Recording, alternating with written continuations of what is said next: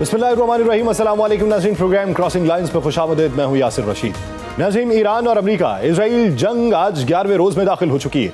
दोनों जानिब से एक दूसरे पे ड्रोन और मिसाइल दागे जा रहे हैं, लेकिन इस दौरान एक बार फिर ये वाज़ेह हो चुका है कि ईरान अब दिफाई पोजीशन में नहीं है, बल्कि उसने अपने बयानात और इकदामात से अपनी वाज़ेह और ज्यादा जारहाना हिकमत अमली का इशारा दे दिया है। ईरानी क़यादत के लिए जंग के आगाज से ही पसपाई या फौरी मुज़ाकरात की कोई ऑप्शन मौजूद नहीं रही।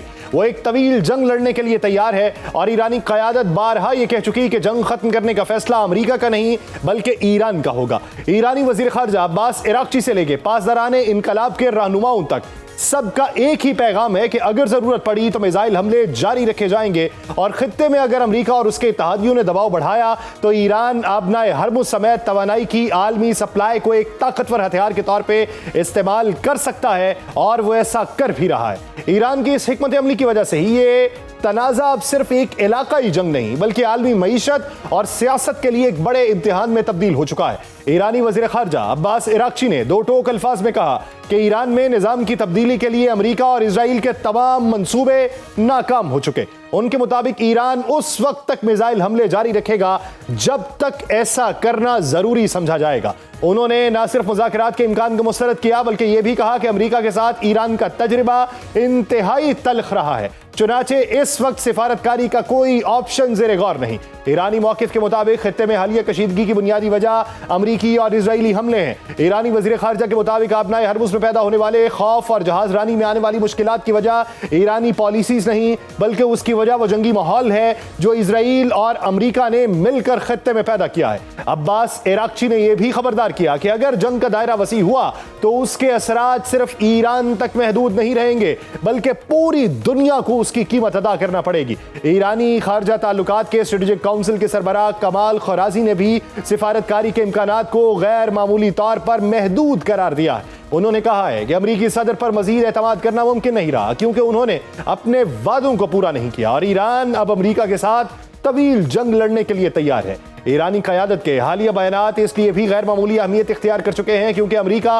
और इजराइल की तरफ से भी ऐसे इशारे मिल रहे हैं कि फौजी कार्रवाइयां अभी मजीद कई हफ्तों तक जारी रह सकती हैं। अमेरिकी सदर डोनाल्ड ट्रंप ने अपने एक हालिया बयान में खुलकर यह कहा कि अमेरिकी कार्रवाइयां दुश्मन की मुकम्मल शिकस्त तक जारी रहेंगी। उन्होंने ईरान को एक बार फिर यह धमकी दी है कि उसने अगर तवानाई की आलमी सप्लाई लाइन में रुकावट डालने की कोशिश की तो उसे एक बड़े हमले का सामना करना पड़ेगा। अमेरिकी वज़ीर दिफा पीट हेग्सेथ ने यह कहा है कि आज ईरान पर हमलों का सबसे शदीद दिन होगा और जंग के खात्मे का फैसला डोनाल्ड ट्रंप करेंगे। पासदारान इनकलाब ने अमेरिकी सदर के इन बयानात पर शदीद रद्द-ए-अमल जाहिर किया।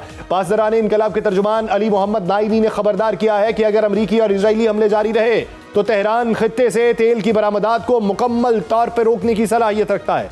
आबनाए हरमुज़ की अहमियत इस हकीकत से वाज़ेह होती है कि दुनिया के तकरीबन 20% खाम तेल की तरसील इसी तंग समुद्री रास्ते से होती है। मौजूदा कशीदगी के बायस समुद्री आमदरफ्त में कमी आई और आलमी मंडी में तेल की कीमतों में नुमाया उतार चढ़ाव देखने में आया, जिसके बायस आलमी मंडी में तशवीश की लहर पैदा हुई और तेल की कीमतें गैर मुस्तहकम हो गई। ईरानी पासदारान इनकलाब ने खबरदार किया कि जो भी अरब या यूरोपीय मुल्क अमेरिका और इजराइल के सफरा को मुल्क बदर करेगा उसे आबनाए हरमुज़ से गुजरने की मुकम्मल आज़ादी हासिल होगी। ईरान ने यह भी कहा है कि अमेरिका और इजराइल ने अगर ईरान पे हमले जारी रखे तो ईरान खित्ते से 1 लीटर तेल भी नहीं गुजरने देगा।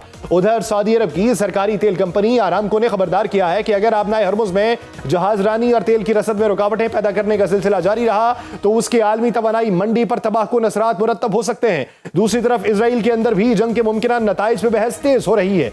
बाज़ इजरायली हुकाम का कहना है कि अगरचे फजाई हमलों के जरिए ईरान के कई फौजी अहदाफ को नुकसान पहुंचाया जा चुका लेकिन जंग के इख्तिताम के हवाले से कोई वाज़ेह मंजरनामा मौजूद नहीं। कुछ इजरायली हुकाम ने यह तजवीज़ भी दी कि बड़े फौजी अहदाफ हासिल होने के बाद सियासी रास्ते की तलाश की जानी चाहिए ताकि तनाज़ा मजीद फैलने से रोका जा सके। इजरायली अंदाजों के मुताबिक ईरान के एटमी प्रोग्राम, बैलिस्टिक मिसाइल ज़खायर और असलहा साजी की तनसीबात को निशाना बनाने की मुहिम फैसलाकुन मरहले में दाखिल हो चुकी है, लेकिन इसके बावजूद ये सवाल बदस्तूर मौजूद है कि अगर ईरान सरेंडर करने से इनकार करता है तो जंग कहां जाकर रुकेगी। इस हकीकत में शुबा नहीं कि अमेरिका और इजराइल ईरान में रजीम तब्दील करने में नाकाम रहे, लेकिन ईरान में क़यादत जरूर तब्दील हुई और ईरान के शहीद leader, supreme leader Ayatollah Ali खामनाई की शहादत से पैदा होने वाला क़यादत का खला उनके बेटे सैयद मुज्तबा खामनाई यानी एक खामनाई के जवाब में दूसरा खामनाई जो अब ईरान का नया सुप्रीम लीडर है।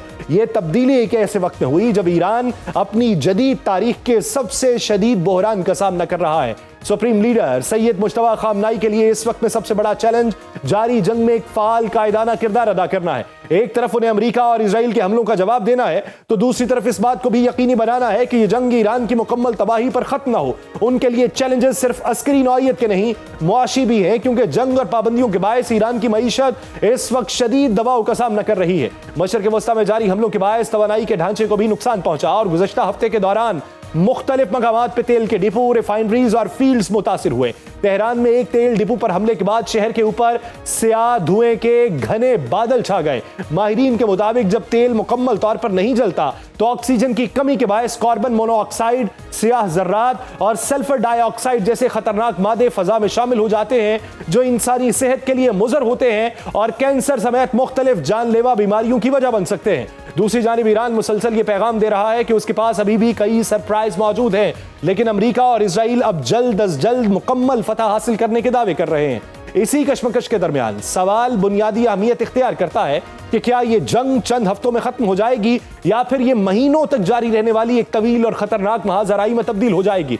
इस सवाल का वाज़ेह जवाब शायद किसी के पास नहीं, लेकिन एक बात यकीनी है कि मशरिक़ वस्ता की ये जंग अब सिर्फ मैदान जंग तक महदूद नहीं, बल्कि इसके असरात आलमी सियासत, मईशत और तवानाई की आलमी सप्लाई तक फैल चुके हैं। ये जंग अब 11वें रोज में दाखिल हुई और इस दौरान फजाई हमलों, मिसाइल्स और ड्रोन्स की एक ऐसी लहर देखी जा रही है जिसके असरात ईरान से निकल के लबनान, खलीजी ममालिक, तुर्किया और यूरोप तक महसूस किए जा रहे हैं। तेहरान में मंगल की सुबह होने वाले ताज़ा हमलों के बारे में मकामी लोगों का कहना है कि शहर के मुख्तलिफ हिस्सों में शदीद धमाके हुए।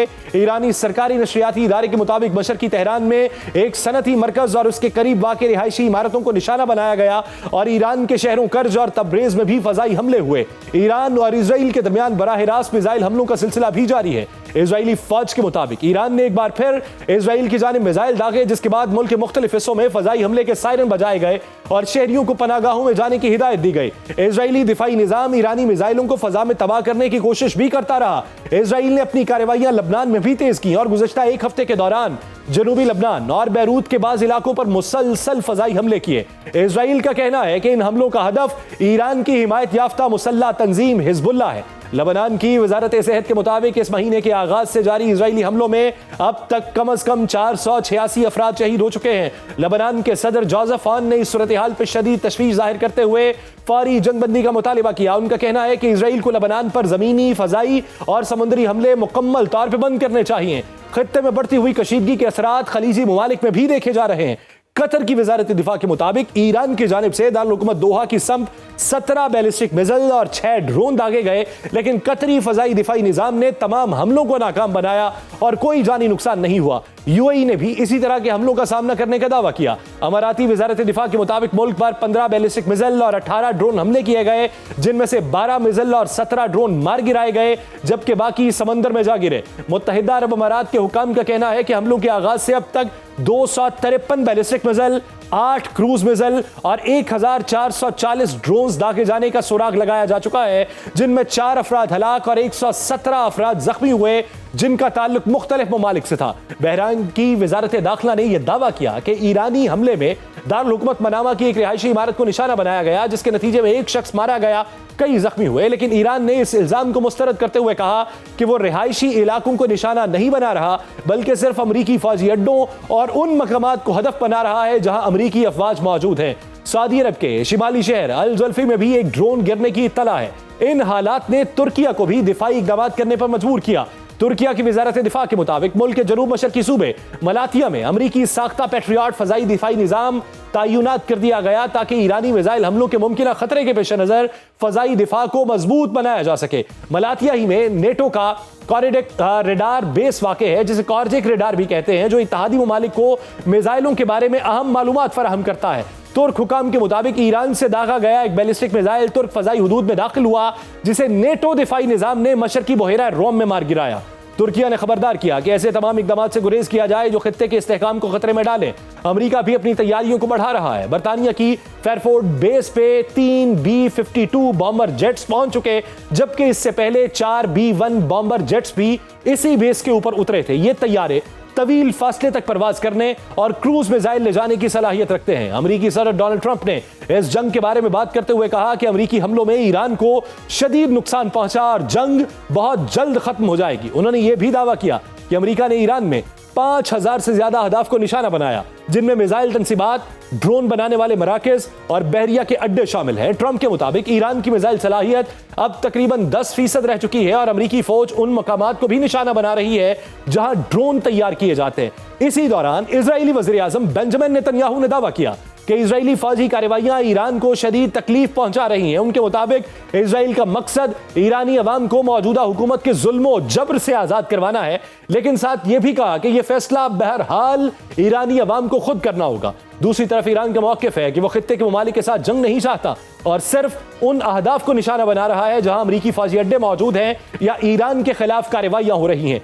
इस वक्त खित्ते की सूरत हाल यह है कि एक तरफ फजाई हमले हैं, दूसरी तरफ मिसाइल दिफाई निजाम मुसलसल मुतहर्रिक है, तीसरी तरफ सिफारती बयानात का सिलसिला जारी है। लेकिन इस सारी कशमकश के दरमियान एक हकीकत खुल के वाज़ेह हुई है कि इस जंग की गूंज सिर्फ मैदान जंग तक महदूद नहीं रही, बल्कि पूरे खित्ते की सियासत, मईशत और सलामती को मुतासिर कर रही है। इसी बारे में तफसील से बात की जाएगी, लेकिन एक शॉर्ट ब्रेक कहीं नहीं जाइएगा।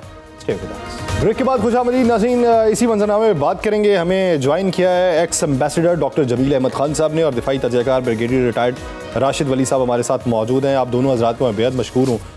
एम्बेसडर साहब, सर सबसे पहले आपकी तरफ आता हूँ। आप क्या समझते हैं कि जब से रहबर आला जो नए हैं सैयद मुश्तबा खामनाई, उनकी नामजदगी हुई है, उसके बाद ईरान दिफाई पोजीशन से निकल के जारहाना पोजीशन पे आ चुका है। क्या आप ये समझते हैं कि इतनी कैपेसिटी ईरान के अंदर मौजूद है कि वो जारहाना इक़दामात जो है इसे प्रोलॉन्ग कर सके, या फिर इसे हम एक प्रेशर टैक्टिक के तौर पे देखें? ईरान ने जो जख्म खाए हैं, उस जख्मी होने के बाद ईरान तो अपनी पूरी आबोताब से जो उसके पास है वो सारों को इस्तेमाल करेगा। और यकीनन उनके पास जो मिसाइल का ज़ख़ीरा है वो उसकी तखमीने मुख्तलिफ आ रहे हैं। कोई 80,000 कहता है, कोई उससे मीडियम रेंज की अलहदा तादाद है, शॉर्ट रेंज की अलहदा तादाद है, लॉन्ग रेंज की अलहदा तादाद है। इसी तरह ड्रोन्स उसके बेबहा हैं। तो तमाम चीज़ें उनके पास इतना ना होता तो वो किस तरह कहते हैं? पाकिस्तान इनकलाब क्या कह रहे हैं? वो कह रहे हैं कि अगर हमारे लिए अमन नहीं तो पूरी दुनिया के लिए अमन नहीं। और कह दिया कि स्टेट ऑफ हॉर्मुज़ को हम खोलने नहीं देंगे।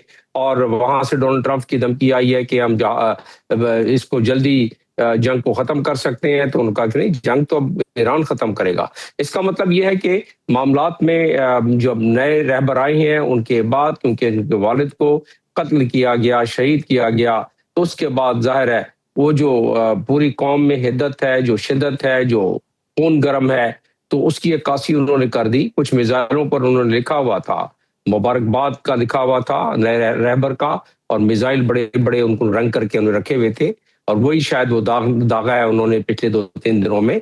तो ये इसकी सूरत हाल है। लेकिन ये जो दोनों तरफ से चल रहा है, क्योंकि जो बड़ी मुतज़लज़ल किस्म के बयानात आ रहे हैं डोनाल्ड ट्रंप के तरफ से, कभी वो कहते हैं कि 5 हफ्ते तक जंग जारी रख सकते हैं हम, और कभी कहते हैं कि नहीं बस जंग का खात्मा होने वाला है, कभी कहते हैं कि स्टेट ऑफ हॉर्मुज़ नहीं खोला तो मैं 20 गुना ज्यादा शिद्दत से हमला करने वाला हूँ आजकल में।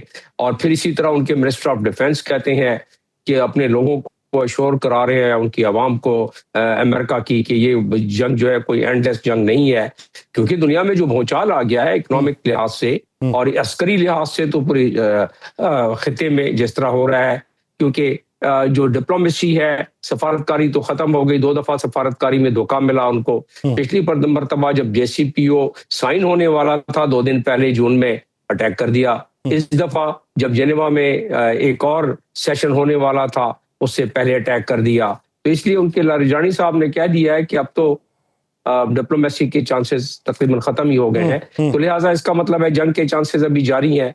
तो अब दोनों के नैरेटिव बड़े सख्त हैं। या तो ईरान कहे ना कि हमारी ये अहदाफ है, ईरान तो कहता है कि आप हमारे पर हमले बंद कर दो, बिल्कुल, फिर हम भी बंद कर लेंगे। लेकिन अब आज के बयान के बाद वो कहते हैं अगर आप बंद कर भी दो तो अब जंग हमारे, यानी मतलब उनके अहदाफ किसी हद तक मुख्तलिफ हो चुके हैं। वो ये कहते हैं कि जब तक ट्रंप की एडमिनिस्ट्रेशन मौजूद है, जब तक बेंजामिन नेतन्याहू की काबीना मौजूद है, तब तक ये हमारे हमले जारी व सारी रहेंगे। लेकिन इसमें अमलन इक़दामात किस हद तक हो सकते हैं, ये देखने की ज़रूरत है। ब्रिगेडियर साहब, आप क्या कहते हैं ईरानी क़यादत तो अब ये बावर करवा रही है कि तेहरान तवील जंग के लिए तैयार है। अगर मिसाइल्स के ज़ख़ीरे की बात की जाए, अगर जवाबी इस्तात की बात की जाए, तो आपकी नज़र में क्या इतनी कैपेसिटी इस वक्त ईरान में मौजूद है कि इस जंग को 1 महीना तूल दे सके? जी, मेरे ख्याल में ये सलाहियत मौजूद है उनके पास, क्योंकि एक तखमीने के मुताबिक जो सेंटकॉम के कमांडर मैकेंजी साहब ने किया था 2022 में, उनके पास 3000 के लगभग बैलिस्टिक मिसाइल्स हैं, जिसमें कुछ तादाद अभी हाइपरसोनिक मिसाइल्स की भी है। फतह 1, फतह 2 जो हाइपरसोनिक मिसाइल्स है और टर्मिनल फेजेस में उसकी वो ग्लाइड व्हीकल्स के साथ मैनूवरेबल वो है। उनकी मैक 15 से ऊपर स्पीड है और वो उनकी penetration capacity normal ballistic missile से ज्यादा है। सब कथा कलामी के लिए माजरत सर, मैं एक वाकया बीच में शामिल करना चाहता हूं कि हमने कुछ मनाजिर देखे इजराइल के। इजराइल का जो इंटरसेप्शन का निज़ाम था उसमें से भी मिसाइल निकले और इधर से दूसरा मिसाइल भी जा रहा था जो ईरान की तरफ से दागा गया। जो ही वो करीब आने लगा तो इनका जो मिसाइल दागा गया था उसने अपनी स्पीड स्लो की, यानी एक लम्हे को लगा कि वो फजा में मुअल्लक हो चुका है और फिर वो बहुत तेजी के साथ जमीन के साथ जाके हिट किया है कि वो इंटरसेप्टर मिसाइल को समझ नहीं आई कि मैंने हिट कैसे करना है। तो ये किस साख्त का या किस किस्म का या कौन सा मिसाइल हो सकता है? ये फिर हाइपरसोनिक हो सकता है, फतह 1 या फतह 2, जो कि मैनूवरेबल है, जिसकी जो ग्लाइड व्हीकल पाथ है वो थोड़ा मैनूवरेबल होता है। वो इंटरसेप्टर्स को भी धोखा दे सकता है, उसकी पेनिट्रेटिंग कैपेसिटी स्पीड की वजह से भी, और जो उसका रेंज होता है और अल्टीट्यूड होता है अटैक का, उस ट्रेजेक्ट्री की वजह से, और जिस तरह की वो मैनूवरेबल वॉरहेड है टर्मिनल फेज में, तो वो कंफ्यूज कर सकता है, इवेड कर सकता है डिफेंडिंग इंटरसेप्टर्स को, तो वो हो सकता है। और दूसरा ये याद रखिए कि कोई भी जो दिफाई निज़ाम है वो फुल प्रूफ नहीं होता है, और उनका जो मल्टी लेयर्ड निज़ाम है जिसमें थैड हैं जो कि अमरीकी मिसाइल सिस्टम है, उसके अलावा उनके पास अपना है, डेविड स्लिंग है, एरो है और आयरन डोम है। ये मुख्तलिफ इनकी जो रेंजेस हैं उसके मुताबिक ये काम करते हैं, मगर इसको भी बीट किया जा सकता है। और अभी तक जो ईरान ने मिसाइल्स भेजे हैं, इंटरसेप्शन जो है रेट 90% रिकॉर्डेड है, यानी कि कोई 10% मिसाइल निकल जाते हैं। जो इजराइल की जो जोग्राफियाई आप माले वकू देखते हुए आपको ताजुब नहीं होगा कि ये 10% भी बहुत बड़ी तादाद है। तो जंग को तूल देना ईरान की कैपेसिटी है, क्योंकि वो उनकी जो साइट्स हैं वो काफी फैली हुई हैं। उन्होंने अंडरग्राउंड बहुत सी साइट्स बनाई हुई हैं जहां से ड्रोन मैन्युफैक्चरिंग, उनकी फैक्ट्रीज भी अंडरग्राउंड हैं। ड्रोन एक लो कॉस्ट ऑप्शन है जिसको वो बरकरार रख सकते हैं इवन इन कंडीशंस में, और उनकी वो कैपेसिटी बरकरार है। मिसाइल लॉन्चर जो मोबाइल जिन पे थोड़ा लिमिटेशंस थी, क्योंकि पहले हल्ले में काफी मिसाइल लॉन्चर्स जो मोबाइल थे उसका नुकसान हुआ, मगर वो भी अभी कैपेसिटी उनके पास हाफ मौजूद है। तो जंग को वो तूल दे सकते हैं, और जब तक ये ग्राउंड मैनूवर नहीं होता तो उस वक्त तक ये रेजीम चेंज वाली जो ऑप्शन है वो बड़ी मुश्किल है। और ना ही वो बैल्कनाइजेशन की तरफ ईरान जा रहा है, क्योंकि कुर्द्स ने और नीचे दीगर जो नेशनैलिटीज हैं उन्होंने कोई अमरीकी जो ओवरचर्स थे उस पे कोई रद्द अमल नहीं दिखाया मुस्बित, और इस वक्त हार्डन हो गया रिजॉल्व आयतुल्ला खamenei उनकी असैसिनेशन के बाद। और ये काफी अभी जो गुस्सा भी है ईरानी जो पासदानाने इनकलाब है और वो क़यादत, तो इस वक्त उनका ये तूल देने का यकीनन तूल देने का उनका इरादा है और कैपेसिटी भी है, लेकिन इसके कॉन्सिक्वेंसेस क्या होंगे? मैं ब्रिगेडियर साहब आपकी तरफ वापस आता हूँ। जमील साहब, सर आप क्या समझते हैं कि इब्तदाई तौर पे जो हमला हुआ था उस हमले में आयतुल्ला अली खामनाई तो टारगेट हुए ही, लेकिन वो जो स्कूल की बच्चियां टारगेट हुई थी तो जवाबी हमले में उसका भी एग्रेशन दिखाई दिया था ईरान की तरफ से।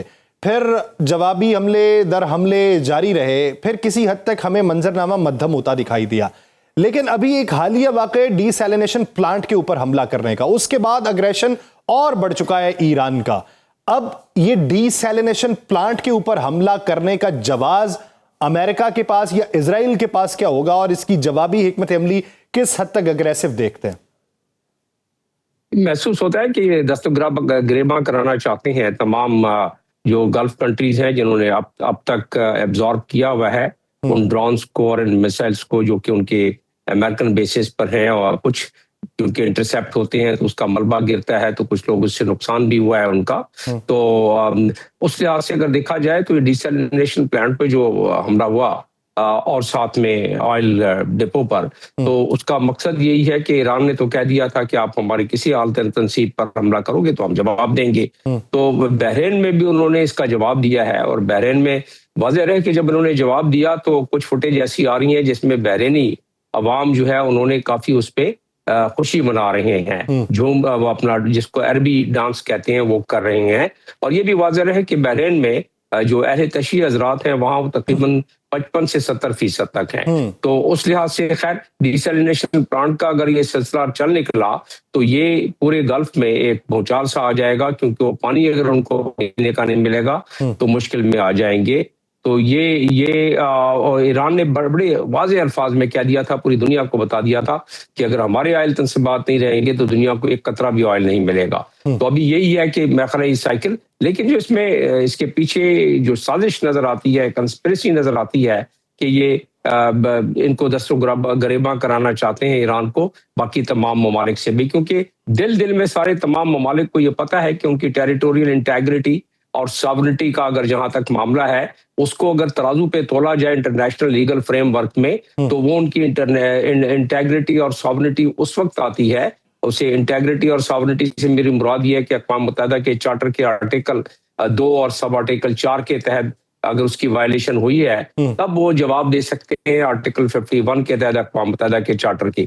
तो वो उसमें जवाब उसका इसलिए नफी में आ जाता है कि जो जनीवा का एडिशनल प्रोटोकॉल है और इसी तरह 1907 का एक प्रोटोकॉल है और एक 1977 का प्रोटोकॉल है, जिसके तहत कोई मुल्क अगर किसी दूसरे मुल्क को कोई अस्करी फैसिलिटी देता है और उस अस्करी फैसिलिटी से तीसरे मुल्क को हमला होता है तो उसकी न्यूट्रलिटी कंप्रोमाइज हो जाती है, तो दूसरा मुल्क जो है उसको भी हक मिल। तो ये बड़ी डिबेटेबल सी बात है, लेकिन बहरहाल ईरान वो अपना हक इस्तेमाल कर रहा है कि इन बेसिस से आया है और इन बेसिस से जवाब हो रहा है। अब आज मिनिस्टर ऑफ डिफेंस जो यूनाइटेड स्टेट्स के हैं वो कहते हैं कि गल्फ कंट्रीज जो है वो बिल्कुल उनको हम कह रहे हैं और वो तैयारी कर रहे हैं कि वो भी इस हमले का जवाब देंगे, और यही वो चाहते हैं कि गल्फ कंट्रीज को मिला लिया जाए।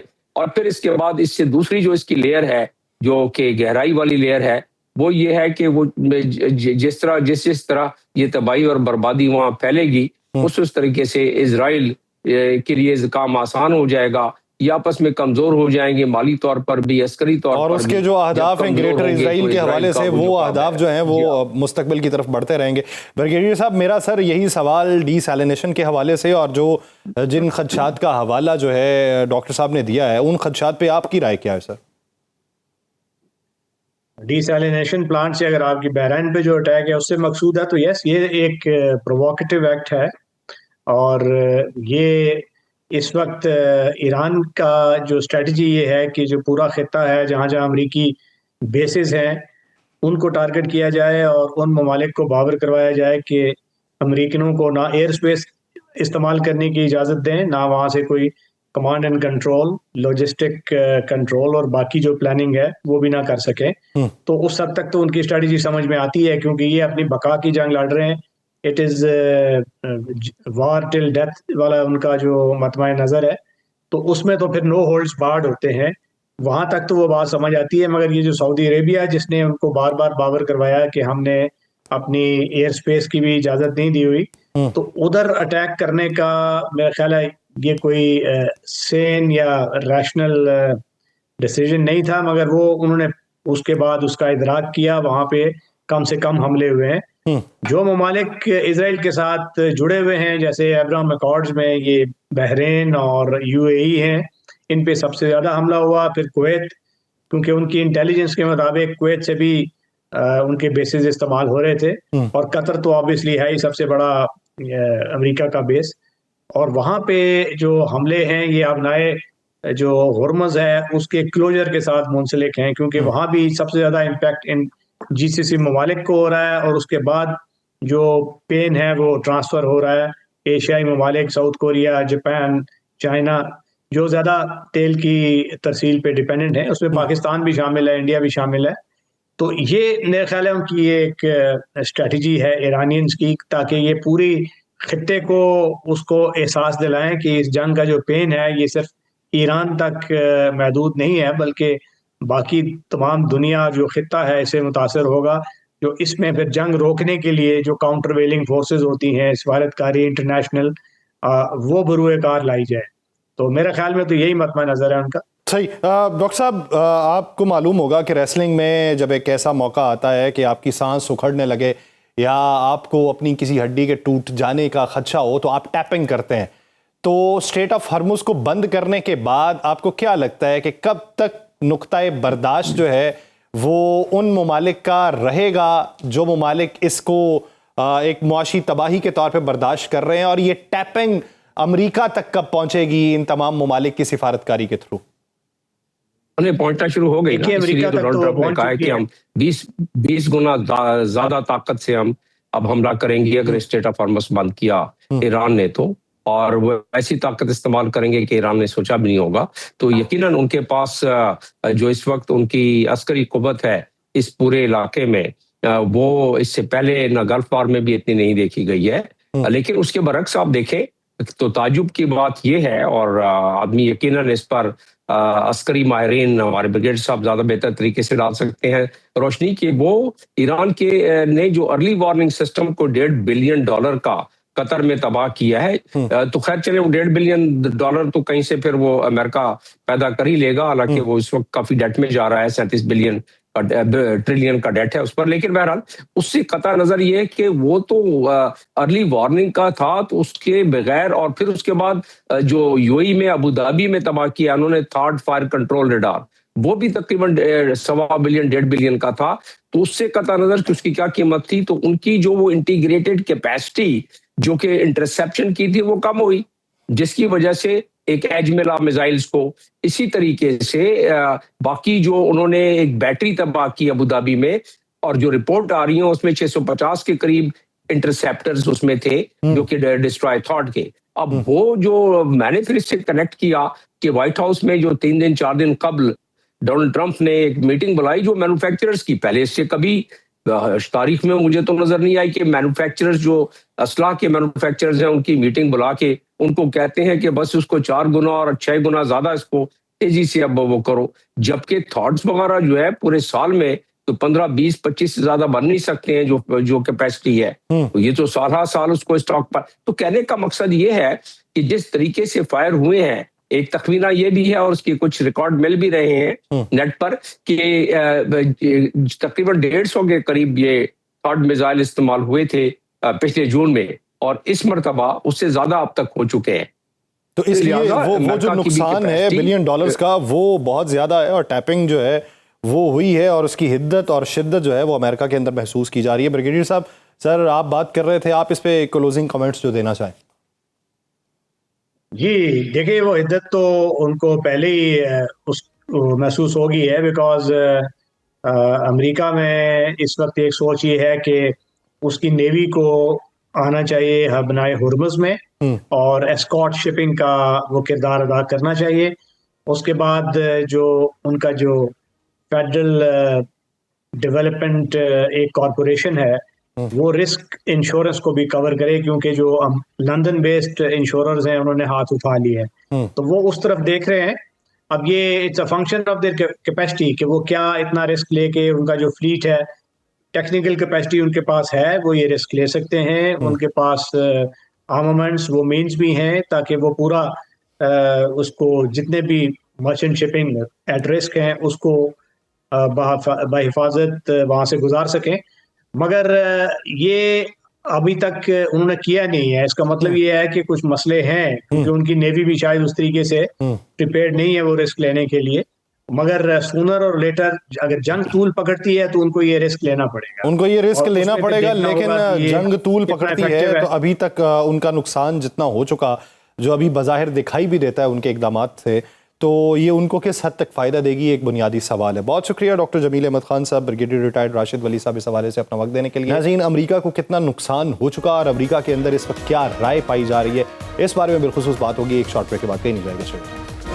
ब्रेक के बाद खुशामदीद नाज़रीन। अमेरिका ने इस जंग में या इन हमलों के पसे पर्दा अपने मकासद क्या हासिल किए हैं या क्या नतीजा अखज़ किया है या क्या ऐसा गोल अचीव कर लिया है कि जो अमेरिका में मुखालिफ उठने वाली आवाज़ों को खामोश करवा सकता है। क्योंकि अब तक की जो मौजूदा इतलात है ना अमेरिका को इतना यकीन था कि ईरान इस तरीके से रिटेलिएट करेगा और जिस तरीके से अमेरिकन अहदाफ को खित्ते के अंदर निशाना बनाया गया है उसके नतायज सभी के सामने हैं कि एक सुपर पावर होने की दावेदार रियासत और उसके मद्दे मुकाबिल दुनिया की एक ऐसी रियासत जो सरमायाकारा निज़ाम के ऊपर काबिज़ है, ये दोनों रियासतें मिलकर ईरान के ऊपर हमला आवर हों और अपने मतलूबा नतायज हासिल न कर पाएँ तो एक बुनियादी तौर पर बहुत बड़ा सवाल जो है वो खड़ा होता है। इसी मंजरनामे में बात करेंगे। हमें ज्वाइन किया है सीनियर सहाफ़ी हैं, तजियाकार हैं अवैस तौहीद साहब। अवैस तौहीद साहब, बहुत शुक्रिया सर आपके वक्त का। सर, आप क्या समझते हैं कि दो बड़ी ताकतें उन्होंने मिलकर ईरान के ऊपर हमला किया। एक एक्स एम्बेसडर हैं यूनाइटेड नेशन में अमेरिका के, जॉन बोल्टन, उन्होंने ये कहा कि अगर मतलूबा नतायज अमेरिका ने हासिल ना किए तो डोनाल्ड ट्रंप जो है वो ये मलबा अपने सर नहीं लेंगे, ये सारे का सारा बेंजामिन नेतन्याहू के सर डाल देंगे कि इनके कहने के ऊपर हमने हमला किया था, इन्होंने मालूमात फराहम की थी। आपको लगता है कि आने वाले दिनों में ये मुमकिन मंजरनामा हो सकता है? देखिए, एक तो गाजा में जेनोसाइड के बाद जो ईरान पे जिस तरीके से गुज़िश्ता जून में हमला हुआ, 12 दिन की जंग हुई और जिस तरह अभी आयतुल्लाह अली ख़ामेनी को शहीद किया इजराइल और अमेरिका के एयर स्ट्राइक्स में, तो जाहिर बात है कि ये एक जंग मुसल्लत की गई है ईरान पर। और हम देख रहे हैं जॉन बोल्टन जो है वो एक बहुत ही सीजन्ड एनालिस्ट हैं और बहुत सीजन सफारतकार रहे हैं। मैं ये समझता हूँ कि मेरा नहीं ख्याल ऐसा, जो ट्रम्प हैं वो तो ऑलरेडी उन्होंने विक्ट्री अपनी डिक्लेयर कर दी है, जो उनकी आदत है कि उनकी ईरान की एयरफोर्स को ख़त्म कर दिया है, उनके डिफेंस सिस्टम को ख़त्म कर दिया है, उनके मिसाइल सिस्टम को ख़त्म कर दिया है। बस ये कंप्लीट ही होने वाली है जंग, जो वीकेंड पे उन्होंने स्टेटमेंट दिया था और कल जो उनकी प्रेशर थी which was all over the place. मुझे लगता है कि एक बौखलाहट है वॉशिंगटन के उन सर्कल्स में जो काफ़ी इस्टेब्लिशमेंट से करीब तरीन है और इस्टेब्लिशमेंट के अंदर भी मुझे नहीं लगता कि वो बिल्कुल ट्रम्प की जिस तरीके से एक वॉर मॉन्गरिंग जो शुरू हुई और जिस तरह उन्होंने पूरी अमेरिका को वॉर में झोंका, मुझे लगता है यासिर के ऑल अलोंग इजराइल और अमेरिका साथ साथ हैं और उनकी पॉलिसीज जो हैं वो डिफर नहीं करती। कहीं एक दो जगहों पे होगा, लेकिन इस तरह इशारे मिल रहे हैं जिस तरह आपने अपने इब्तदाई में फरमाया कि जी अमेरिका को झोंक दिया इजराइल ने। अमेरिका कोई बच्चा थोड़ी है। गाजा के अंदर 2 साल जो है वो जंग मुसल्लत की गई, फलस्तीनी शहीद हुए 70,000 से ज्यादा, वहां पे तो खंडरात ही खंडरात हैं। उस वक्त जो है वो अमेरिका से इमदाद जारी रही और ये मानता जारी रहा कि राइट टू डिफेंड उनको है इजराइल को, और वहां पे कैंपसेस पे जो कुछ हुआ, मैं और आप उस माजी में जाना नहीं चाह रहे, लेकिन ये याद दिलाना चाह रहे अपने नाजरीन को कि अमेरिका की एस्टैब्लिशमेंट और ख़ासतौर पे रिपब्लिकन जो है उसके अंदर एक बहुत बड़ी लॉबी है जो इजराइल के साथ साथ इस जंग के हिमायत में भी है। और जो सर्वे हुआ है उसमें ज़्यादातर जो रिपब्लिकन्स हैं, मोर देन 80%, वो ट्रम्प की इस ईरान पे जंग को सही समझते हैं और डेमोक्रेट्स के सपोर्टर जो हैं इसके खिलाफ हैं। लेकिन जो मुझे यासिर जो लग रहा है कि ना इस वक्त इजराइल और अमेरिका ये जंग जीत सकेंगे, ना जीते हैं, और ना ये ईरान जो है वो कोई गिव अप करेगा। ईरान के अंदर एक रेजिलियंस है और आप ईरान की हजारों साल की तहजीब है। ये एक पुरानी आदत है इन ताकतों की, वेस्टर्न ताकतों की, कि वो एक ब्रांड करते हैं कि जिस तरह सारे वॉर एंड टेरर में आपने देखा कि यहाँ पे सारे जो कबायली इलाकों में या अफगानिस्तान के अंदर सिर्फ पहाड़ियों पे क्लास्ट्रोकोफ लिए हुए हैं, उनको यहाँ तहजीब नजर नहीं आती, उनको ब्रांड करते हैं, एक ब्रैकेट करते हैं और उसके ऊपर फिर अपना जो पूरा मीडिया और जो उनके थिंक टैंक्स हैं वो उस पर मोहर लगाते हैं। और वो ये ईरान पे भी इसी तरीके से किया। ईरान में लगता है जैसे ना म्यूजिक है, ना शायरी है, ना पे वहां पे फलसफा है, ना वहां पे कोई 6000 साल की तहजीब है। सिर्फ उनको लगता है कि वहां पे मुल्ला जो है वो सिर्फ इम्पोज किए हुए हैं और खवातीन पे कोड़े चल रहे हैं, जो मैं समझता हूँ खवातीन के खिलाफ एक कानून है, हकूक की खिलाफ वर्जियां हुई हैं और वहां पे एक रिग्रेसिव पार्ट भी है रजीम का। लेकिन उस रजीम के अंदर जो है वो आप देखिए कि कितनी रेजिलियंस है। और ये रजीम चेंज करने की बात की थी ना इन्होंने, सबसे पहले तो प्लान इनका रजीम चेंज का था कि ये अली खामेनी जो है आयतुल्लाह, उनको ये शहीद करेंगे और उसके बाद रजीम चेंज हो जाएगी और रजा पहलवी जैसे पपेट के साथ बैठ जाएंगे। मैं समझता हूं कि ना ये रजीम चेंज कर सके हैं और ना लगता है कि रजीम चेंज के अलावा इब्तदाई हमलों में जो स्कूल के ऊपर मेनाब पे हमला किया गया, अब इस ज़िमन के अंदर बहुत से सवालात अमेरिका में उठाए गए, सहाफ़ियों की तरफ से उठाए गए। कल मज़हक़ा खेज़ एक बात ये हुई, एक अचंभे की बात ये हुई कि डोनाल्ड ट्रंप ने ये कह दिया कि ये ईरान ने खुद किया। फिर उसके ऊपर कुछ वजाहतें CNN की तरफ से भी आईं, अल जज़ीरा की तरफ से भी आईं और उन्होंने ये कहा कि टोमाहॉक ये मिसाइल्स था जो वहाँ पे हिट किया है और ये ना तो ईरान के पास है, ना ये इजराइल के पास है, ना ही खित्ते में किसी और मुल्क के पास है। और उस वक्त सेटेलाइट जो रिकॉर्ड है वो ये बताता है कि यहाँ पे ऊपर सिर्फ और सिर्फ अमरीकी जहाज मौजूद थे और उन्हीं ने हमला किया है और उन्हीं के हमले के नतीजे में ये कुछ हुआ है। तो इस तरह के मज़हक़ा खेज़ बयानात जो हैं, ये नहीं समझ आती कि मुस्तकबिल में जाके गले पड़ेंगे। ये देते वक्त पॉलिसी क्या होती है?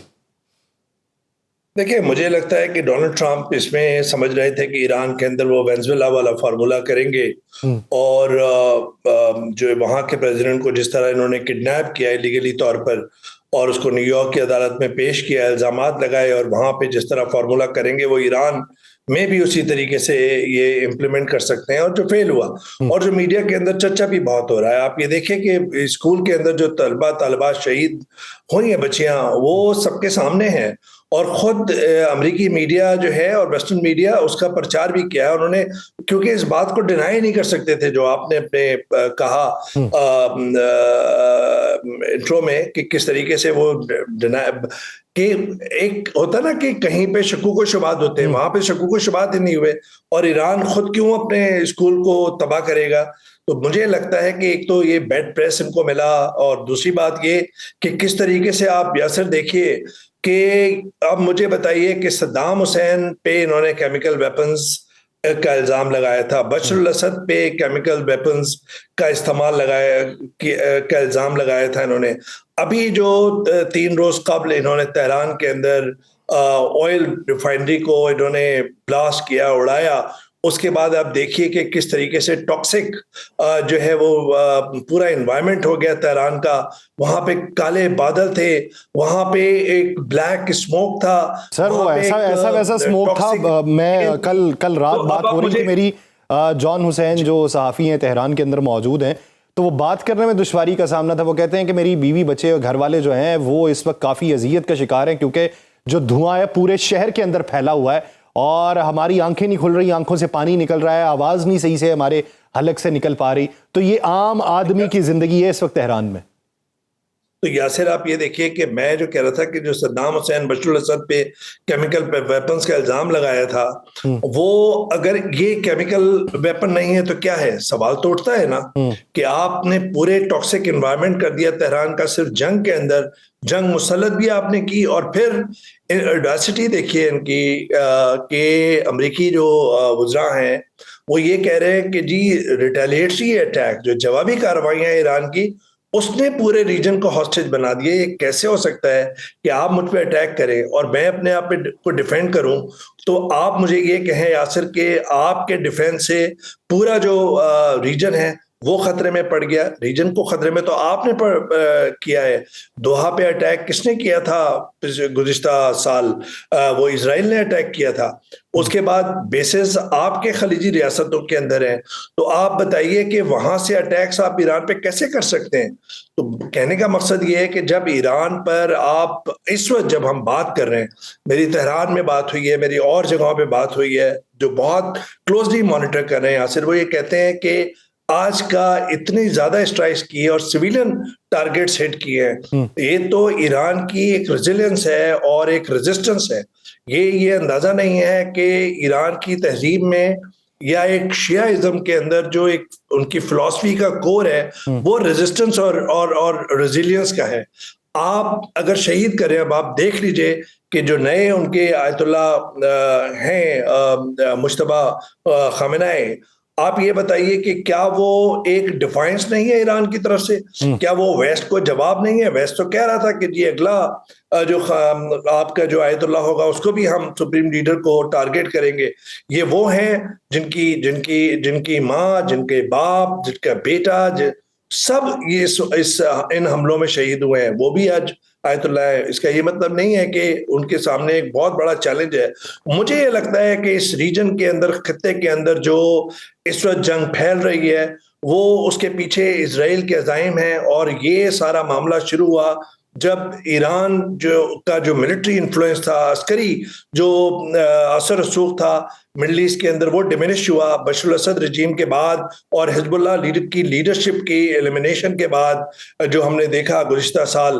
तो अब इजराइल को लगता है कि उनके लिए खाली फील्ड है और इसी वजह से वो ताबतोड़ ईरान पे हमले कर रहे हैं। ये एक ग्रेटर इजराइल का एक प्लान लगता है जिसमें बहुत ज्यादा थेरीज हैं। मैं और आप उन थेरीज में जाना चाह रहे हैं, लेकिन ये जरूर है कि आप देख लीजिए लेबनान के अंदर उन्होंने जो बमबारी की है, 7-8 लाख लोग डिस्प्लेस हो गए सदर्न और ईस्टर्न लेबनान के अंदर। वो वहां पे कह रहे हैं कि हिजबुल्लाह को अटैक कर रहे हैं, लेकिन आम शहरी 8 लाख हिजबुल्लाह के लोग तो नहीं है जो मुख्तलिफ जगहों पर डिस्प्लेस हो गए, तो वहां पे वो अपना बफर जोन एक्सपेंड कर रहे हैं। इसका मतलब है टेरिटोरियल कंट्रोल कर रहे हैं। दूसरी तरफ अल-शर्रा को जो इंस्टॉल किया है बशर असद रजीम के फॉल के बाद, वो भी प्रो इजराइल प्रो अमेरिका है, वहां से भी इनको कोई रेजिस्टेंस नहीं मिल सकती। उसके बाद जॉर्डन है, दूसरी तरफ इजिप्ट है, वो सब उनके हामी हैं, उनके साथ डिप्लोमेटिक टाइज हैं। मुझे लगता है कि इस वक्त जो ईरान की लड़ाई है, ये मुस्लिम दुनिया को समझना चाहिए कि अच्छा, मेरा सर एक आखिरी सवाल ईरान के हवाले से सर, कि आप क्या समझते हैं कि ईरान का रिटेलिएशन करने का जो मोड था और जो कैपेसिटी इस वक्त दिखाई दे रही है और जिस तरीके से अहदाफ को निशाना बनाया गया, ये कुली तौर पे कैपेसिटी ईरान की है या पसे पर्दा ईरान को कुछ सहूलियात फराहम की गई, वो इंफॉर्मेशन के हवाले से हो, लॉजिस्टिक्स के हवाले से हो या किसी और वाई के हवाले से? आप समझते हैं कि पीछे कोई और कुव्वतें भी मौजूद हैं? देखिए, जब ईरान के वजीर से पूछा गया कि क्या रूस आपकी सपोर्ट कर रहा है, उन्होंने कहा बिल्कुल सपोर्ट कर रहा है, चाइना की भी सपोर्ट है। अगर आपको याद हो, जो डिफेंस जो एक्सपर्ट्स हैं वो ये कहते हैं कि पिछले साल ईरान ने जीपीएस से, I am not an expert, GPS से चेंज करके वो जो चाइनीज जो सैटेलाइट टेक्नोलॉजी है उस पे आ गए हैं, जिससे उनको अब चीजें हर क्लियर नजर आ रही हैं, हर चीज विजिबल है। इसी वजह से टारगेट जो हैं आप देखिए कि कितने शार्प हैं कि वो इजराइल के अंदर भी गिर रहे हैं। वो अटैक भी, अगर ये डिसैलिनेशन प्लान को अटैक करते हैं तो वो वहां पे बहरीन को अटैक करते हैं। और ये इस वक्त जब हम बात कर रहे हैं तो बहुत सारे लोगों का मानना यह है कि पूरे खलीजी रियासतों में जीसीसी उसमें उसके अंदर जितने भी बेसिस थे जहां पे अमेरिका के रडार थे, उनको नाकारा बना दिया है ईरान ने। और अब सिर्फ उन खबरों के मुताबिक, इत्तलात के मुताबिक, टर्की के अंदर एक रडार है जहां पे अमेरिका और इजराइल ने अपने सारे सिग्नल, सारा डेटा वहां पे ट्रांसफर कर रहे हैं। और आपको ये पता है कि वहां पे एक रेड लाइन है ईरान के लिए कि अगर टर्की के पे कहीं अटैक करेगा, एक तो टर्की फ्रेंडली कंट्री है और टर्की और पाकिस्तान ने बहुत साथ दिया है मुस्तकिल, लास्ट तनाज़े में भी इजराइल के साथ जो हुआ था ईरान का, और अभी भी। तो अगर वहां पे अटैक करता है तो फिर नेटो के जो कवानीन है वो सामने आ जाएंगे और नेटो कंट्रीज जो हैं फिर वो डिफेंड करेगी उसको। तो मुझे लगता है कि इस वक्त ईरान एक रेजिस्टेंस दे रहा है और इजराइल और अमेरिका ये वॉर जीतते हुए नजर नहीं आ रहे हैं। आने वाले दिनों के अंदर ट्रंप जो है वो अपनी विक्ट्री का बगल बजाएंगे। लास्ट टाइम भी उन्होंने कहा था कि सारे न्यूक्लियर जो प्रोग्राम है वो खत्म हो गए। अगर न्यूक्लियर प्रोग्राम खत्म हो गए तो न्यूक्लियर टॉक्स किस बात की हो रही हैं, और अगर खत्म हो गए तो उसके बाद आपने पाबंदियां क्यों नहीं हटाई? अगर खत्म न्यूक्लियर प्रोग्राम आपने कर दिए थे तो फिर ये हमले क्यों हैं? और आपको ये हक किसने दिया है कि आप किसी मुल्क के अंदर जाके लोगों को उकसाएं कि आप लोग बाहर निकले और रिजीम चेंज करें, वो नाकाम हो गया है। लोगों का, इनको ईरानी अवाम की नब्ज का पता ही नहीं है। अगर वहां पे रिजीम के खिलाफ जज्बात भी हैं तो वो लोग फॉरेन एग्रेशन का साथ नहीं देंगे। ये एक तारीख है, ये एक उनकी तहजीब है। दूसरी बात, आखिरी बात जो मैं आपसे यासिर करना चाह रहा हूं वो ये कि आने वाले दिनों के अंदर मुझे ये लग रहा है कि ईरान के लिए भी चैलेंज होगा और खलीजी ममालिक के लिए भी चैलेंज होगा। ये जो नक्शा है मिडल ईस्ट का, मुझे चेंज होता हुआ नजर आ रहा है। इसके अंदर जो रीशेप होता हुआ मुझे नजर आता है, और उसके अंदर सबसे बड़ा चैलेंज ये है मुस्लिम दुनिया के लिए कि इजराइल को मजीद टेरिटोरियल गेन ना करने दिया जाए मिडल ईस्ट में, और ईरान की जंग के अंदर अगर मॉरल सपोर्ट आप करेंगे तो ईरान के लिए वही काफी है। तो मुझे लगता है कि ईरान इस वक्त अपनी लड़ाई नहीं लड़ रहा, बहुत सारे अरीब करीब जो पड़ोसी ममालिक हैं उनकी लड़ाई भी लड़ रहा है। तो इखलाकी तौर पे इसकी हिमायत जो है वो करना बेहद जरूरी है। बसूरत दीगर मशरक़ वस्ता की हैयत और उसका नक्शा जो है वो तब्दील हो सकता है। बहुत शुक्रिया अवैस तौहीद साहब, इस हवाले से अपना वक्त देने के। प्रोग्राम का वक्त खत्म हुआ चाहता है, मुझे दीजिए इजाजत। आपसे मुलाकात होगी कल के रोज। अपना बहुत सा ख्याल रखिएगा। अल्लाह निगहबान।